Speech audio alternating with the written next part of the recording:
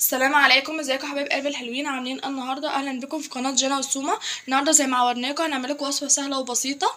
يلا نقول المقادير بتاعتها. معانا كيلو لحمه قطع، وثلاث بصلات متقطعين شرايح، وطماطمتين متقطعين شرايح، تلات قرون فلفل متقطعين شرايح. ومعانا هنا معلقتين زبده او معلقتين سمنه، بس انا هنا هستخدم الزبده. معانا فلفل اسود، معانا توم باودر، معانا ملح، معانا بابريكا، معانا بصل باودر.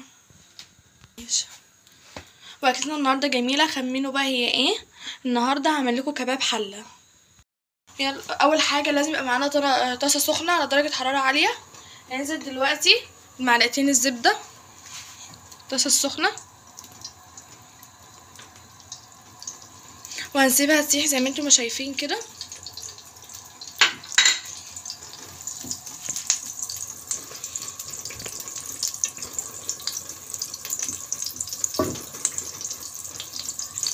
وبعد ما هتسيح خالص هننزل عليها باللحمه زي ما انا هعمل كده حالا.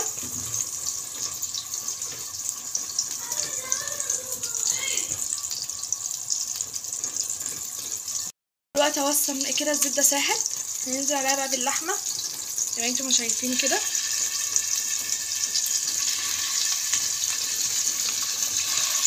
لازم تاخد صدمه كويس.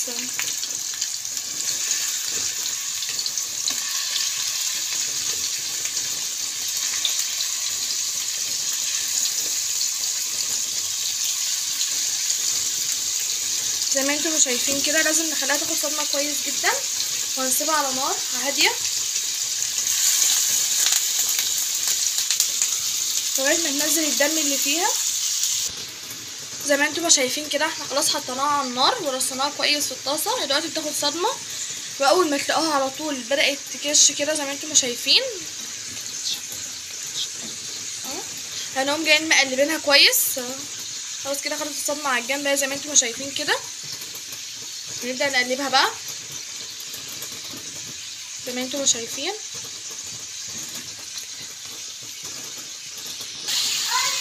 كده بقى زي ما احنا عملنا كده دلوقتي اهو.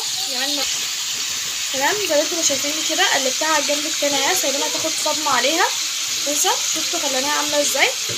ما تسيبوهاش قوي عشان ما تنشفش منكم.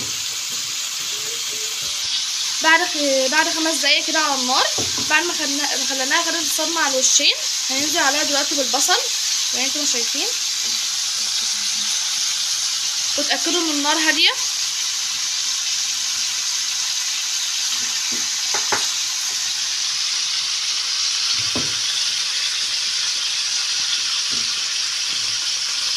بصوا هنقلبها كده كويس.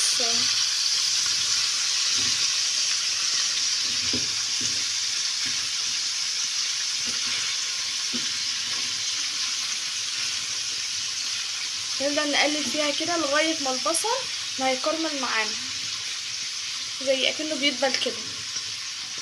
شايفين كده يا حبايبي بعد 10 دقايق على النار مع التقليب المستمر. شفتوا البصل عمل ازاي؟ يدبل خالص اهو. دلوقتي هننزل عليها بقى بالطماطم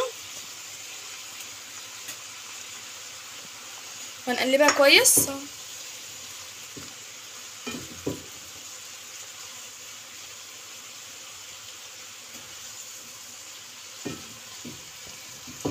بص الطماطم ممكن تقطعوها شرايح او مكعبات براحتكم، بس انا هنا قطعتها شرايح. دلوقتي بقى هننزل بالفلفل، ممكن برضه تقطعوه شرايح او قطع بردك عادي. وبقى لو عندك دبس رمان عايز تحطي منه حطي، بس انا ما حطيتش عشان ما بنحبهوش. وصويا صوص بردك، بس هنا بقى عشان انا ما بحبش الدبس الرمان ولا الصويا صوص فما حطيناش. بس لو متوفر عندك وانت بتحبيه حط، هيبقى افضل، لان دبس الرمان بيكرملها ويديها لون كويس خالص. يا حبايبي بعد 10 دقايق على النار مع التقليب المستمر للطماطم والفلفل دبل زي ما انتم ما شايفين كده. دلوقتي هننزل بالتوابل. معانا نص معلقه صغيره توم باودر كده، ومعانا نص معلقه بصل باودر، معانا نص معلقه فلفل اسود، ومعانا نص معلقه بابريكا، وهنقلبها بقى كويس خالص. طبعا الملح مش هتحط دلوقتي، هحطه في الاخر خالص.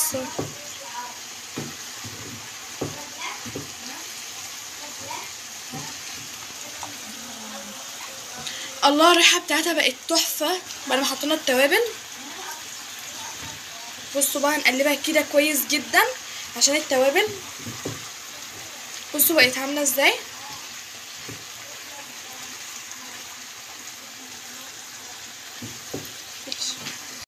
كده بقى لما شربت من البهارات كويس جدا هننزل عليها بمعيار كوبايه ونص ميه سخنه.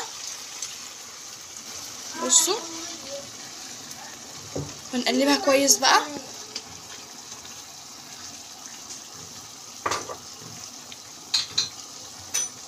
يلا هنسيبها تاخد غلوه. حطها بقى كده زي ما انتم شايفين على نار عاليه خالص عشان تاخد غلوه بقى يا حلوين. كده بعد ما سيبناها خدت غلوه طبعا. بصوا حلوه ازاي. هنقلبها كويس، هنقوم جايين بقى مغطيينها وموطيين عليها النار كويس زي ما انا عملت كده. تمام. وبتقعد من ساعتين لساعتين ونص على النار على درجه حراره واطيه. تمام. ولما تلاقوها لسه ما استوتش منكم ونشف زودوا لها ميه دافيه بقى بعد ساعتين ونص على البوتاجاز. بصوا استوت ازاي وبقت حلوه خالص. هنبدا بقى دلوقتي نحط لها الملح. هنحط لها نص معلقه كبيره.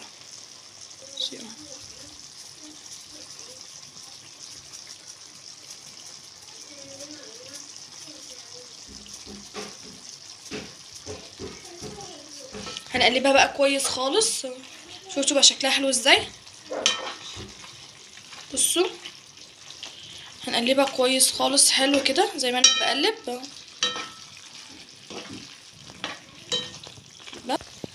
بصوا بقت حلوه ازاي خالص. شفت الصوص بتاعها حلو ازاي خالص. لازم الصوص بتاعها يبقى معمول كده. شفت حلوه ازاي حتى حمرا ومش ناشفه خالص. شفتوا مستويه خالص. بصوا جميله قوي. نسيبها بقى تاخد غلوه بس عشان الملح ونقوم جايين طافين عليها ونقدمها. حبيبي دي كده الشكل النهائي ليها. ممكن نقدمها مع طبق رز بشعريه او طبق بطاطس زي ما انا ما عامله كده. ما تنسوش تفعلوا زر الجرس وتعملوا لايك. احنا المحتوى بتاعنا اكلات سهله وبسيطه واقتصاديه على قد الايد. اتمنى منكم انكم تدعمونا.